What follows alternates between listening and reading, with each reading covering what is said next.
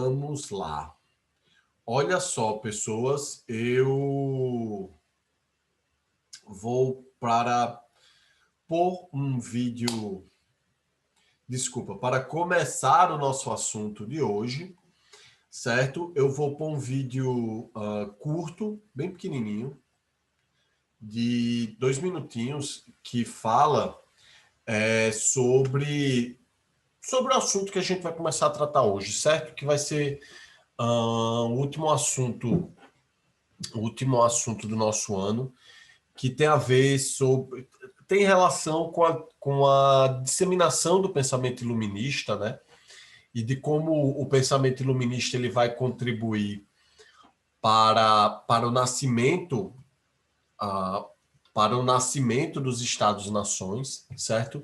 E também de como a disseminação do pensamento iluminista ele vai contribuir para o nascimento do imperialismo, certo? Que vai ser o foco o foco temático dessas nossas aulas, certo? Antes de começar, ok? Eu quero fazer uma pergunta para vocês.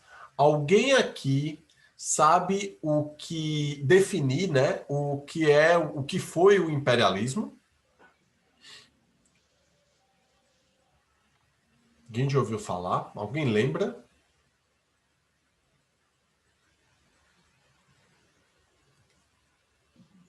Eu não lembro, não.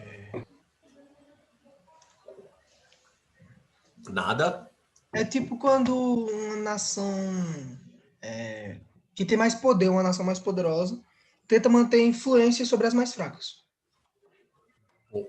Isso é uma boa definição. É uma ideia do comportamento, certo? Mas não é, beleza? Deixa eu dizer para vocês aqui. Peguem a visão, certo? Prestem atenção nessa definição. O Falando imperialismo, aquela coisa que é associada à expansão econômica. o imperialismo, ele é uma fase do sistema capitalista, certo, pessoal? Então, quando vocês lerem imperialismo, vocês automaticamente associem com o capitalismo, certo? O imperialismo e o capitalismo, eles não conseguem se desvencilhar. Eles não conseguem estar separados um do outro, ok? Então, o imperialismo, ele é uma fase do sistema capitalista, beleza? Esse imperialismo, ele foi o processo que as potências, os países imperialistas europeus, certo? Essas potências imperialistas, eu vou chamar sempre elas agora, para que vocês tenham noção, de potências imperialistas europeias, certo? Essas potências, elas foram no continente africano e no continente asiático, ok? Para extrair e explorar esses dois continentes, certo? Então, repetindo para vocês, para a gente fechar o conceito de imperialismo aqui, para que vocês saibam sempre, quando eu estiver falando de imperialismo, para vocês.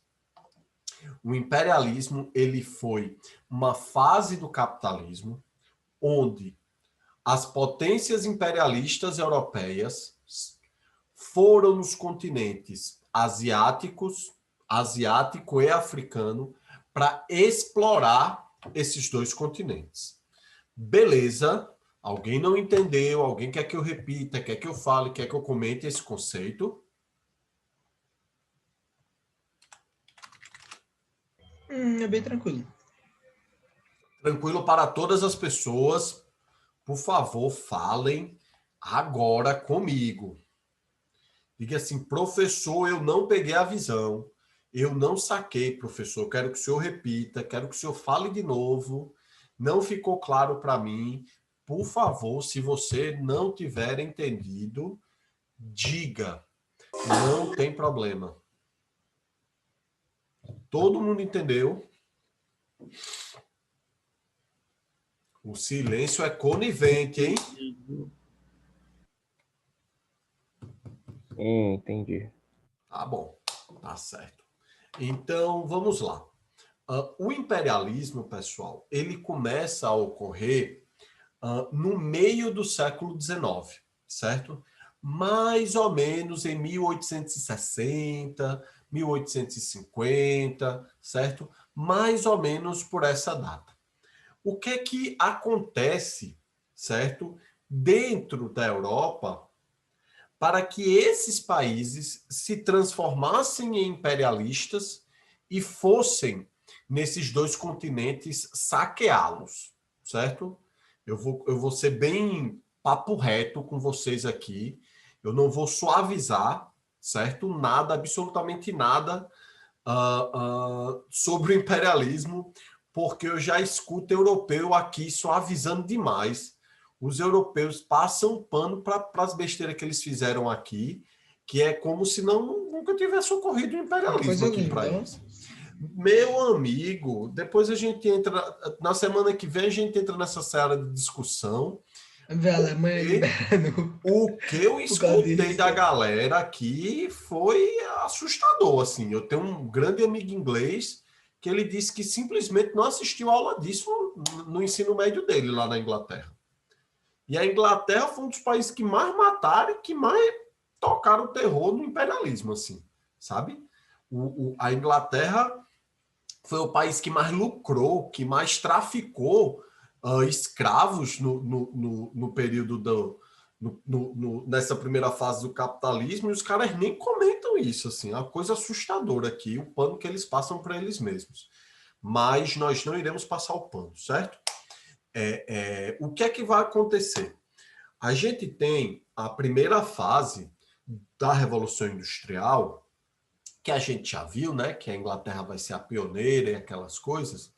E depois, a Revolução Industrial, ela vai se espalhando para outros países da Europa.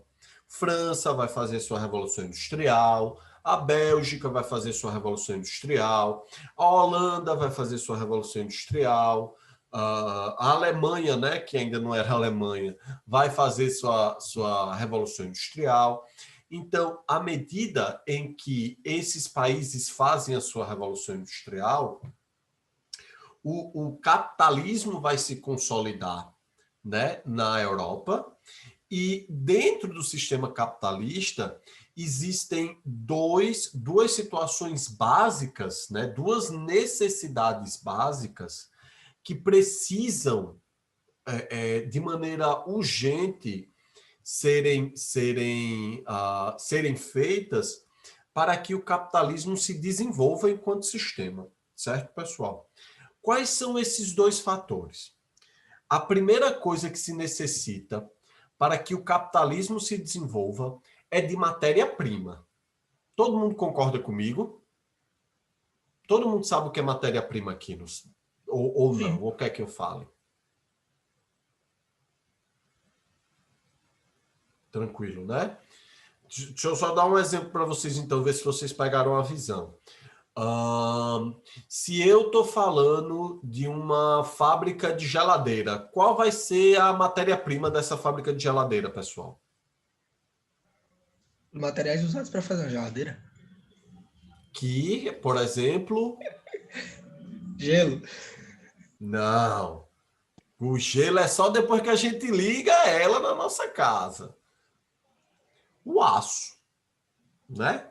Não tem geladeira de plástico ainda. Geladeiras são quase todas feitas de algum material, seja aço, alumínio, ferro e etc. Então, a matéria-prima da fábrica de geladeira vai ser o aço. Beleza? Tranquilo? Todo mundo entendeu o que é matéria-prima, né? Todo mundo entendeu o que é matéria-prima aqui. Ah, certo. Deixa eu dar só outro exemplo para ver se fica mais claro ainda para vocês. Se eu estou falando de uma indústria de roupa, certo? Qual é a matéria-prima dessa indústria de roupa, pessoal? Tecido. Perfeito. Maravilhoso. Então, para o capitalismo se desenvolver, a gente precisa ter a matéria-prima para essas fábricas, beleza? Esse é o primeiro ponto, essa é a primeira condição necessária que o capitalismo precisa para sobreviver. O segundo ponto, e não menos importante, a gente precisa, para o capitalismo se desenvolver, de mercado consumidor, certo? A gente precisa de um mercado consumidor. Porque se a gente não tem esse mercado consumidor, quem é que vai comprar os produtos? Quem é que vai fazer a máquina do capital, que é o consumo, tá girando, certo? Então, ou você tem mercado consumidor para comprar seus produtos, ou você não tem o desenvolvimento do sistema capitalista, certo? Por exemplo, no início da pandemia, que todo mundo, que a gente teve lockdown, certo? Todo mundo teve que ficar em casa. Qual era a principal reclamação dos empresários para criticar o lockdown? Que a economia ia cair. A economia ia cair porque as pessoas iriam deixar de circular, iriam deixar de Gastar. comprar, certo? Isso é o mercado consumidor. Não há desenvolvimento do capital sem mercado consumidor. Beleza? Então, só repetir, para o capitalismo se desenvolver, a gente precisa de matéria-prima, fontes de matéria-prima para as indústrias, e a gente precisa de mercados consumidores comprando ou desovando os estoques dos produtos. Ao longo da primeira fase da Revolução Industrial, até mais ou menos 1850, dentro do continente europeu, pessoal, os europeus extraíam suas fontes de matéria-prima e, dentro da própria Europa, vendiam seus produtos. Quando chegou mais ou menos em 1850, a Europa, sozinha, ela não possuía mais as condições necessárias para desenvolver o sistema capitalista dentro dela. Não havia mais, dentro do continente europeu, fontes de matéria-prima para as indústrias deles, certo? Não havia mais minério de ferro, jazida de minérios, não havia mais floresta para extrair madeira, passou a faltar fontes de matéria-prima dentro do continente europeu, e também a produção passou a crescer tanto que dentro do próprio continente europeu não havia mais gente suficiente para comprar os produtos que eram fabricados. Todo mundo entendeu isso, pessoal? Tem alguma dúvida? Eu acho que não. Massa. E é justamente essas duas necessidades que eles vão ter que vai justificar o que eles vão fazer a partir de agora.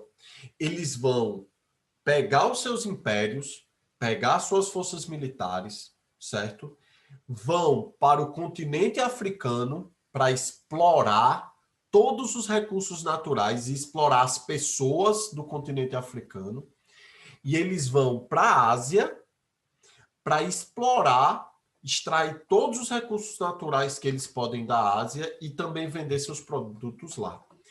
Isso é o imperialismo, certo? Isso é a definição básica do imperialismo. Isso é muito importante, certo, pessoal?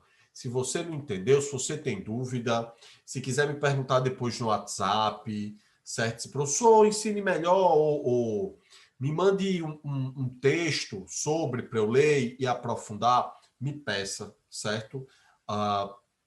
O imperialismo para a gente brasileiro, para as pessoas que moram na América Latina, para as pessoas que moram na África, para muitos países asiáticos, ele é a grande chaga, certo? Desculpa o termo, a grande desgraça da nossa história, que são o que os europeus fizeram com a gente, de explorar a gente de maneira irrestrita, e até hoje nós sofremos as consequências desse imperialismo. Eu vou mostrar um vídeo para vocês que Aí tem um exemplo. exemplifica justamente isso, que para vocês refletirem sobre como esse passado, ele não é um passado morto, certo? Ele é um passado que está no nosso presente.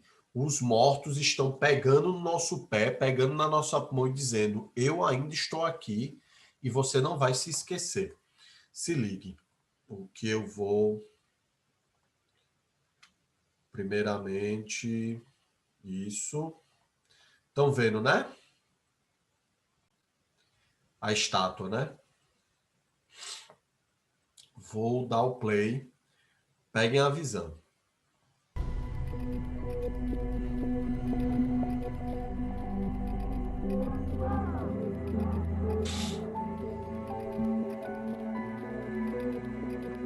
The Belgium didn't bring civilizations to Congo. Belgium came to steal. To them, it's just all. The Belgium didn't bring civilizations to Congo. Belgium came to steal. To them, it's just all. Look at our past, how glorious it was.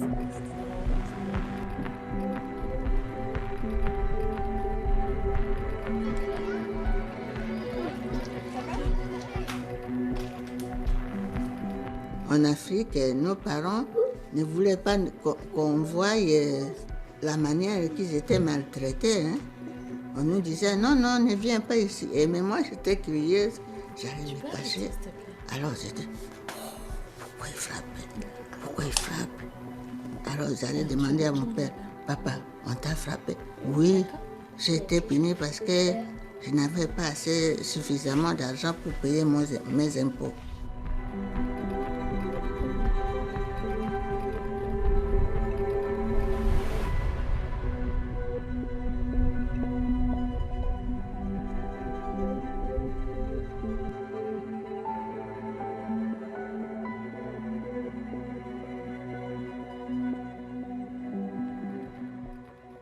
We all know that those statues have a symbolic power. For some people, they don't want people to demonstrate and to say stop with these statues, not because they want to keep those statues there. They want to keep us in our statues of inferiority.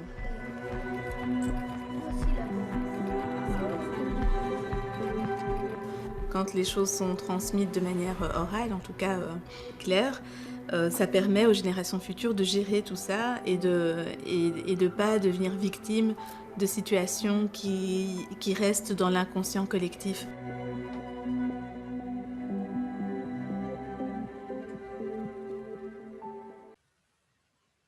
Conseguiram assistir, pessoal? Ficou Tranquilo, para mim apareceu tranquilo. tranquilo? Agora eu vou perguntar a vocês. Vocês já ouviram falar ou já tiveram contato com essa história do Leopoldo II? Muito vagamente. Muito vagamente. Nunca ouviram falar. Para vocês terem uma noção, né, de como eu não quero aqui jamais relativizar. E uma das coisas que a gente não pode fazer em nenhuma circunstância é estar comparando quem foi pior, quem foi melhor pelo número de mortes. Isso é uma abominação. Se vocês verem na internet as pessoas fazendo isso, saibam que elas estão sendo, desculpa o termo, limitadas intelectualmente, certo? Extermínio é extermínio, genocídio é genocídio.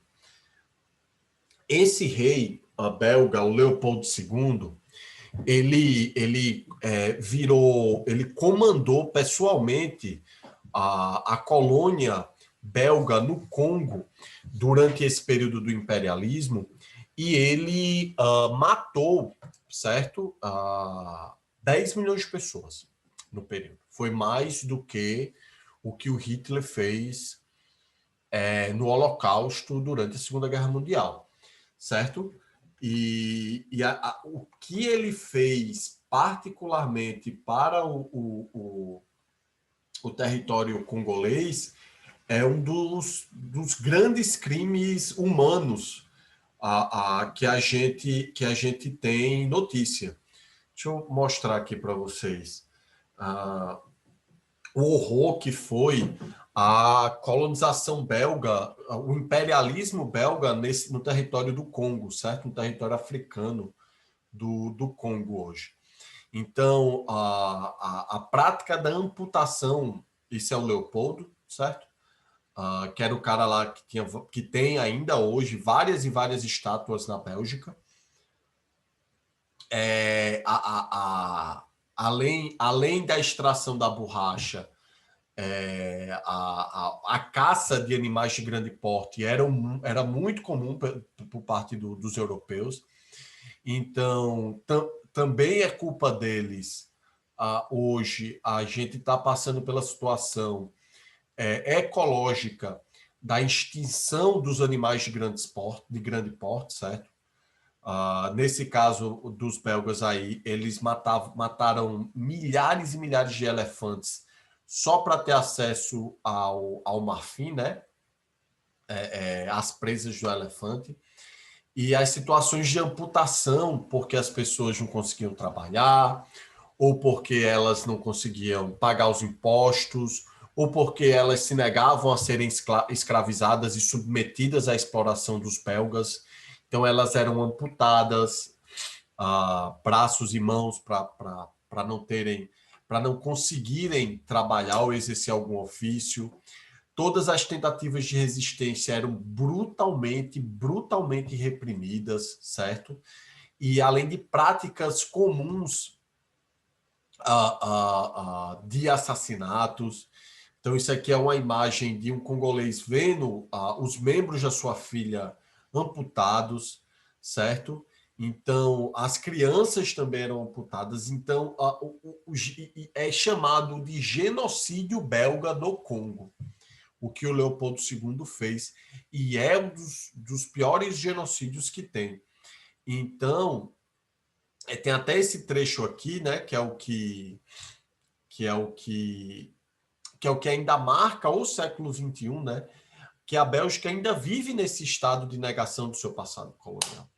É muito recente, na verdade foi ano passado, que o rei belga, o atual rei belga, ele deu uma declaração, finalmente, né, admitindo os crimes que a Bélgica cometeu com o Congo no século passado, trazendo isso, né, a público, trazendo isso para um debate público, dessa história que os belgas tentaram silenciar mesmo durante tanto tempo. E o parlamento belga hoje discute e continua discutindo, né, de que forma eles vão recompensar os congoleses dessa situação de barbárie que eles enfrentaram na mão do Leopoldo II.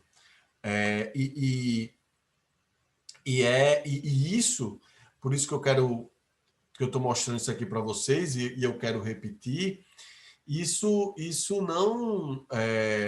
não ocorre somente com os belgas, certo? Essa negação do imperialismo, essa negação dos crimes que eles cometeram ao longo do século XIX, não é algo particular, pessoal, dos belgas, certo? Os alemães, muitos deles negam, os ingleses negam esse passado imperialista. Isso é hoje, inclusive, uma das áreas dos estudos que a gente tem na área de humanidades mais fortes dos últimos tempos, que é o que a gente chama de decolonialidade, ou estudos decoloniais, que é justamente a ideia da gente pôr à tona a história desse passado de exploração que a gente teve, e aí quando eu digo a gente, eu digo a América, porque nós fomos explorados pelos europeus durante séculos, a gente sabe disso. Não é novidade para vocês o quanto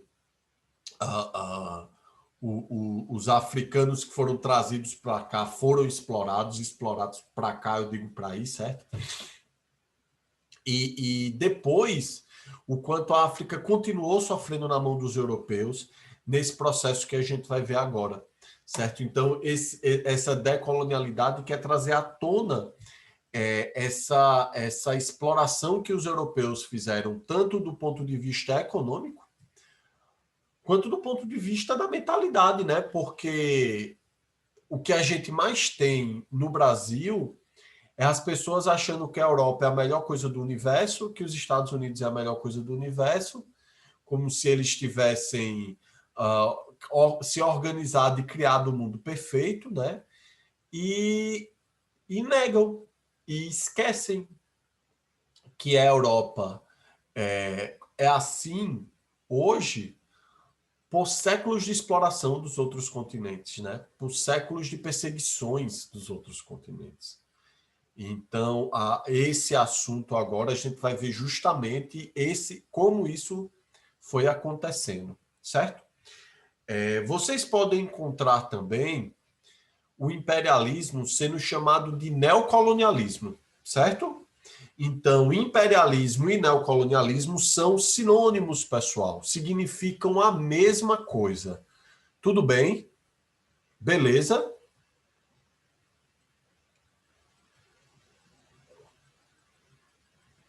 Alguma dúvida? Entendido. Olha só. Para que a gente tenha, certo? Esse prefixo adicionado ao colonialismo, que é o neocolonialismo, a gente teve que ter um colonialismo antigo, né? Porque senão a gente não escreveria neocolonialismo. A gente escreveria somente colonialismo, né?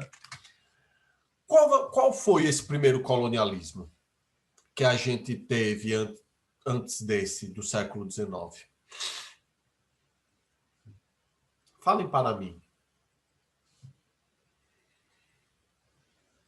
Se vocês lembrarem. Se não, podem falar. Não tem problema. Não lembram? É o colonialismo britânico na Oceania? Não. Ítalo. Mais antigo. Esse colonialismo britânico na Oceania já é o neocolonialismo, certo? Ué, a gente tá falando de quê? Eu estou falando do primeiro colonialismo. Qual Então foi? tá. Alguém? O que vem à minha mente As grandes é os navegações. portugueses vindo para o Brasil. As grandes Perfeito, os navegações. dois estão corretíssimos.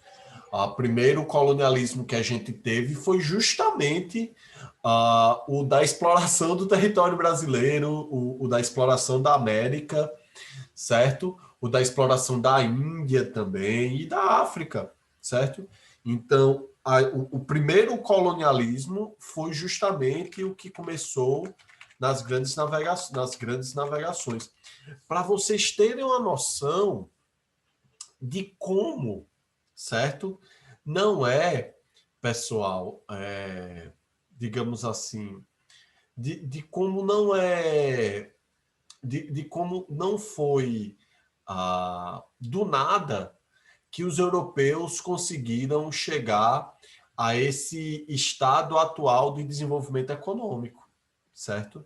De que para os europeus estarem com linhas de trem perfeitas, com todas as ruas asfaltadas, com IDH, com índice de desenvolvimento humano alto, com escolas geralmente boas e capacitando as pessoas, eles atingiram isso hoje porque eles passaram séculos explorando os outros continentes, certo?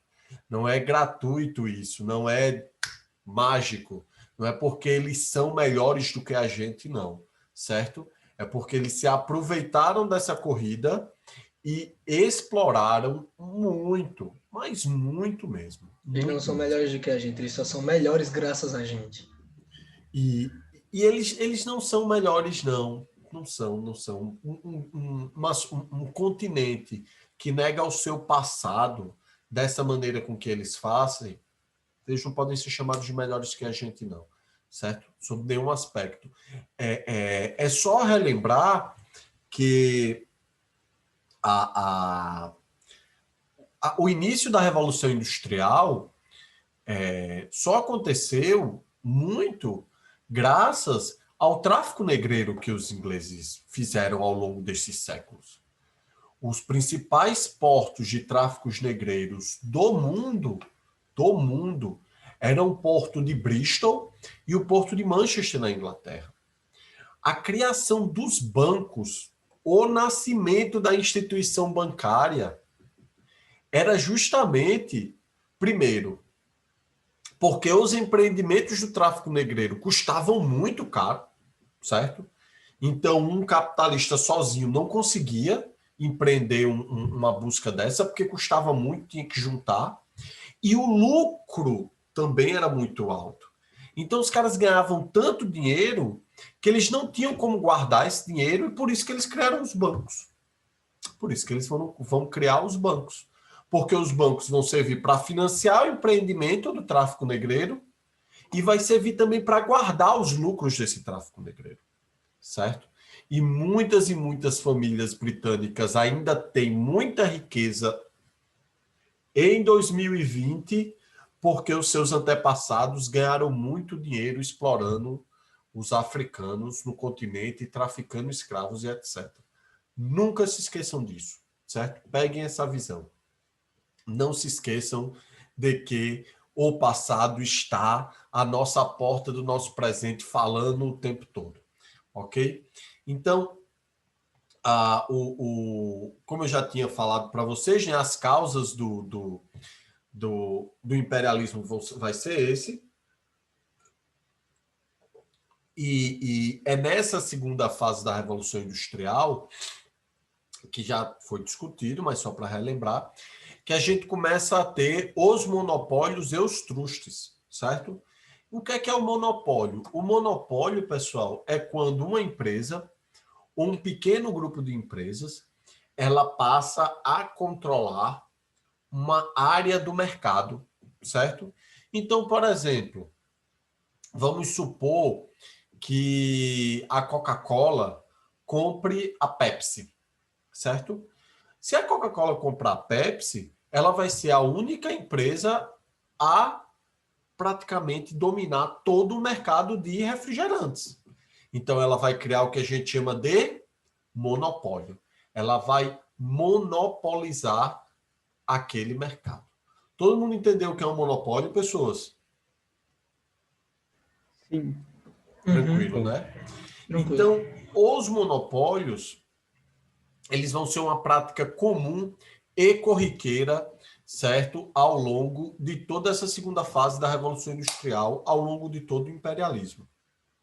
Para vocês terem uma noção, vai existir um cara chamado John D. Rockefeller, que é o cara que vai criar uma empresa chamada Standard Oil, que no final do século XIX, o Rockefeller ele vai controlar somente 90% da produção de petróleo no mundo. No mundo. Ele até hoje, ele é considerado o cara mais rico da história do sistema capitalista, certo? Ele só não é mais rico que aqueles antigos imperadores e reis egípcios, essa galera, esses imperadores que tiveram quantidades absurdas, né? Concentraram um império gigantesco na antiguidade, né? Ciro na Pérsia, né? Os faraós e tudo mais. Ele só não é mais rico na história do que essa galera. Mas, para o sistema capitalista, o John D. Rockefeller é o cara mais rico da história mesmo. E ele controlava tudo. Então, uma grande característica dessa segunda fase da Revolução Industrial é justamente esses monopólios. E os monopólios é o que os países vão fazer nos territórios africanos. Eles vão monopolizar aquela região e eles vão extrair todos os recursos naturais possíveis para enriquecer o seu próprio país, certo? Ou explorar a mão de obra também desses locais, desses dois continentes, certo? Como eu disse para vocês, esses são os fatores causadores do imperialismo, certo? a alocação de excedente populacional, né? Eu quero ter novos mercados consumidores, eu quero explorar essas pessoas, aplicação de excedente de capitais e ampliação do comércio marítimo internacional. Isso, essa ampliação do comércio marítimo internacional também aconteceu diante dessa, digamos assim, desse desenvolvimento tecnológico que a Revolução Industrial foi propiciando, certo? Para a gente finalizar, isso aqui está uma lista que depois eu vou mandar para vocês sacarem o que é o antigo sistema colonial e como o novo sistema colonial vai ser estabelecido. Tá bom? Alguma dúvida por enquanto, pessoas?